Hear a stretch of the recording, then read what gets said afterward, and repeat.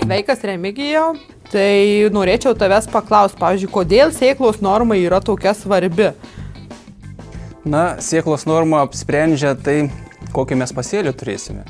Tarkim, jeigu neišlaikysim optimalaus pasėlio, mes prarasime derlių, nes nebus išnaudojamas dirvos potencialas.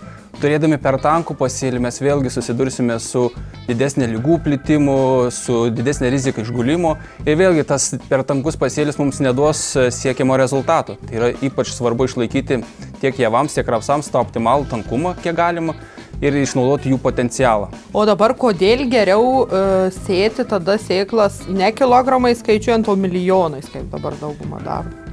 Na, turbūt iš senų įpratimų yra, kas įpratę, tarkim, kviečių sėja 200-220 kg, bet tie patys kviečiai, tarkim, 1000 grūdų masę gali sverti nuo 35 gramų iki vos ne iki 60. Tai mes, jeigu turėsime skirtingos stambumo grūdus, tai mes tą tankumą ir neišlaikysime. Tarkim, pasėsime tik gal 3 milijonus arba mažiau, arba pasėsime vos ne 6 milijonus, kas vėlgi duos per tankų tą pasėlį. Tai mes ir sutaupom iš tikrųjų sėklos tos pačios, kaip pačių grūdų sėklinės medžiagos. O dabar, tarkim, sėja kviečių tikrai Lietuvoje trunka ilgai ir kartais baigėsi vėlai. Tai kokią normą, tarkim, milijonais, kiek milijonų reikėtų pradėti sėti ir kiek milijonų pabaigti tada? Pradžiai taip, vis tiek klimatas, tiek tu visi mes pastebim, kad šyla, vis rekordus muša, tai rugsėjo dienos, tai spalio. Jau tų pačių kviečių sėja šiek tiek stumėsi, tarkim, į antrą pusę rugsėjo. Tarkim, aš manyčiau, kad pats optimaliausias kviečių sėjai laikas būtų nuo 15 iki 25 rugsėjo, kada gali jie iki žiemos spėti tikrai turėti 2-3 ūglius įsikrūmijimas gali siekti. Ir tokiu, pavyzdžiui, periodu sėjos norma turėtų, tarkim, būti nuo 3,7 milijonų iki 4,5. Tai būtų, aš manau, tokiu laiku tikrai optimalus sėjos norma kviečių. Kai turime kitus pasėlius, tarkim, žieminius miežius, kvietrugius, kurie jau turi tą visą įsikrūmijimą atlikti rudenį. Mes negalime tos sėjos stumti vėliau. Atsiranda vėl ta pati rizika iššutimo, nes miežiai žieminiai, ypatingai hibridiniai, turi labai stiprų krūmijimas ir jeigu mes turime spalį labai šiltą, rugsėją labai šiltą, mes kartais turime tokį per tankų pasėlį ir ūkininkams jau galvosūkis prieš žiemą ir tikrai yra rizika, kad ir iššutimo rizika. Tad galbūt ir tos pačius miežius jau šiek tiek ne iki rugsėjo 5, kaip įprasta būtų sėti, bet jau gal iki 10 rugsėjo. Pavėlim bent jau kokiam 5 dienom.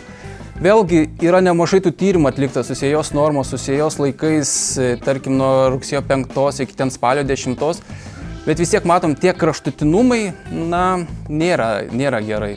Kažkas vis tiek, jeigu atsiras tokios nepalankios sąlygos, kad staigiai užšals ar kas, mes turėsim, pavyzdžiui, 1, 2, 3 lapelius, tik dar nepradėjo krūmytis ir tikrai bus nesukaupta pakankamai sausųjų medžiagų, nebus augalas stiprus ir pasiruošę žiemą, mes turime tikrai didelį riziką iššalimą tam pačiam. Todėl geriau laikytis tų optimalių sėjos laiko. Vis tiek, kaip tu sakai, kviečių, taip, aš sutinku, tas sėjos laikas yra ilgiausias iš javų, tarkim, iš žieminių.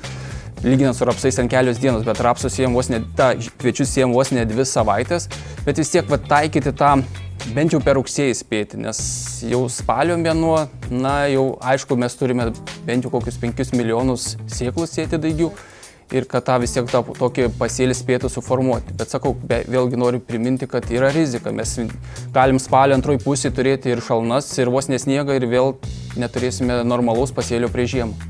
Nes Lietuva tikrai nėra ta šalis. Stebuklų kraštas, gal kartais rugsėjas šiltas, bet ateina spalis, spalio antrą pusę jau gali būti ir šlapdribų, ir stiprio šalnos, kas vėlgi įtakos pasėlio pasiruošimą žiemai.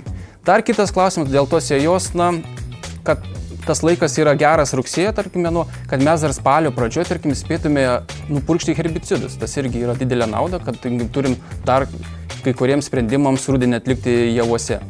Taip, nes to laiko tikrai reikia ir tai svarbus darbas iš rudens. O kaip tu galvoji dėl rapsų sėjos ir sėklų normos ar kažką? Rapsai dauguma dabar dominuoja hibridiniai, tiek rapsai, tiek, tarkim, žieminiai miežiai, parduodamas jos vienetais. ten jau yra parašyta, tarkim, sėjos vienetas 3 hektarams. Tas, pavyzdžiui, tas maišas rapsų gali būti nuo 5 iki vos ne 12 kg, tai tikrai jau turi kiekvieną veislę persiskaičiuoti, persikalibruoti sėjamasis, nes skiriasi sėklos stambumas, tam ir turi ūkininkas žinoti pasiruošimą. Na, kalbant apie rapsų sėjos laiką, šie metai tikrai parodė, kad jeigu sėjome rugpjūčio pirmomis dienomis, mes turime tikrai per didelius rapsus. Jau turbūt aš nesuklysiu, kad eilę metų apie žolinės iki 25 rugpjūčio, na, iš tiesų yra pats optimaliausias rapsų sėjos laikas. Tie, kas paskuba, tarkim, netgi būna paskuba Liepos gale pasėję, daugiau žmonės nežino, ką daryti tam pačiam rugpjūtį, rugsėjį, kaip jį sureguliuoti.